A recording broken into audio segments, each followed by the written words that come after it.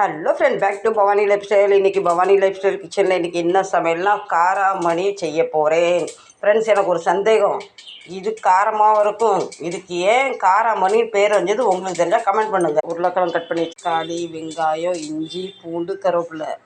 இது நம்ம தக்காளி காயாக இருக்குது, அதான் மஞ்சளாக இருக்குது. எதுவும் தப்பாக நினைக்காதீங்க. உங்கள்கிட்ட பேசிக்கிட்டே இருந்தால் எண்ணெய் நல்லா காஞ்சிட்டு. இது மும்பையில் நாங்கள் சவுளி சொல்லுவோம். சப்பாத்திக்கெலாம் வேறு லெவலாக இருக்கும் இந்த சப்ஜி.